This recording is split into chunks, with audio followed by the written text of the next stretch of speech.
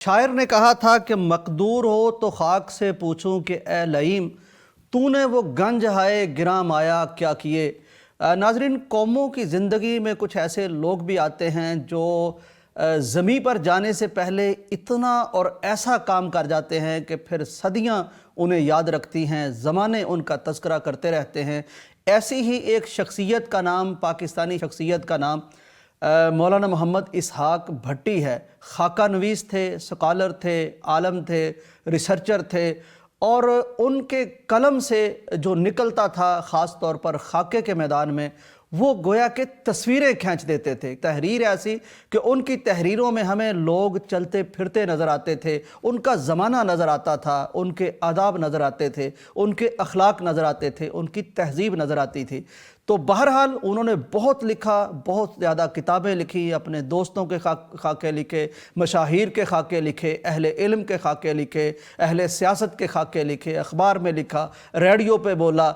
कुछ जो सहाफ़ी हजरात उनसे वाकिफ़ थे, जानते थे, उनसे मेरा भी ताल्लुक़ था, तो ऐसे लोग भी थे जो उन्हें अबकरी कहते थे, नाबगा कहते थे। बहरहाल अल्लाह ने उन्हें बहुत कुछ अता कर रखा था। उनकी बेशुमार किताबें हैं, अगर आपने नहीं पढ़ी और आप तारीख़ से आशना होने चाहते हैं, ख़ास तौर पर क़याम पाकिस्तान से पहले की तहरीकों से और तारीख़ से अगर आगही चाहते हैं और बड़े शगुफ्ता अंदाज में चाहते हैं और इस इरा के यानी कि अहले इल्म को, उलमा को देखना चाहते हैं, तो आपकी किताबें पढ़ी जा सकती हैं। मैं ये तज़किरा इसलिए कर रहा हूँ कि इस वक्त आप स्क्रीन पर जो किताब देख रहे हैं, ये किताब अब आई है, ताज़ा मार्केट में आई है। ये वो खतूत हैं जो मशाहिर ने, यानी इसहाक भट्टी साहब से मरासलत, मकातबत रखने वाले अफराद कम नहीं हैं, लेकिन फ़िलहाल आगाज़ किया गया है उन मशाहिर, उन शख्सियात का जो पाकिस्तान में नहीं हैं, पाकिस्तान से बाहर हैं, और उन्होंने मौलाना इसहाक भट्टी साहब को किसी भी मामले में खतूत लिखे हैं। वैसे यानी दाद देनी चाहिए भट्टी साहब के भाई को, सईद भट्टी साहब। उन्होंने अंदाज़ा कर लिया था कि मेरा ये भाई कोई आम भाइयों जैसा नहीं है, और इसकी कोई भी चीज़ इसकी तरफ आने वाली, इसके कलम से निकलने वाली या इसकी तरफ से जाने वाली मामूली नहीं है। तो वो खतूत संभाल के रखते रहे। अब उनके भतीजे हैं हाफ़िज़ मोहम्मद हसन सईद और लुकमान सईद, इन्होंने बड़ी मेहनत और रियाजत से वो निकाल के दराज़ों से, दर्जों से खतूत को शाया कर दिया है। चुनांचे एक बहुत तारीख़ी दस्तावेज़ मुरतब हो गई है। अब मैं ज़रा आपको बताता हूँ कि किस किस तरह की शख्सियात के खतूत यहाँ आ गए हैं जो उन्होंने मौलाना इसहाक भट्टी साहब को लिखे। आप अंदाज़ा कीजिए, इनमें एक शख्सियत का नाम है ज्ञानी ज़ैल सिंह। ज्ञानी ज़ैल सिंह इंडिया के सदर रहे, और ये इसहाक भट्टी साहब के लंगोटिया यार भी थे। तो इंडियन सदर हमारे यहाँ रहने वाले एक अहले कलम को जो ख़त लिखते हैं, वो ख़त इसमें मौजूद है। इसी तरह बहुत बड़ा एक नाम है सैयद अबुल हसन अली नदवी, तो उनका ख़त भी इसमें आपको मिल जाता है। इंडिया से मौलाना असगर अली इमाम मेहदी का ख़त इसमें आपको मिलता है। इसी तरह डॉक्टर सुलेमान अज़हर जो यूके में मुकीम है, यूरोप में, और कमाल का उनका काम है। उन्होंने ख़ास तौर पर ख़त्म नबूवत के हवाले से इतना काम कर दिया है कि बाज़ दफ़ा ऑर्गेनाइजेशंस भी इतना काम नहीं कर सकती, जमातें इतना काम नहीं कर सकी। इस हवाले से काम खा किसी भी जमात ने, किसी भी तंजीम ने, किसी भी तहरीक ने, किसी भी शख्सियत ने किया हो, उसका इहाता कर दिया है। डॉक्टर सुलेमान अज़हर साहब ने, जो मारूफ़ है बहाउद्दीन के नाम से, न्यूकासल से, वो उन्होंने ख़त लिखा, वो भी शामिल है। इसी तरह प्रोफेसर डॉक्टर ज़ियाउर रहमान आज़मी साहब, ये भी एक नाबगा शख्सियत है, नादर शख्सियत है।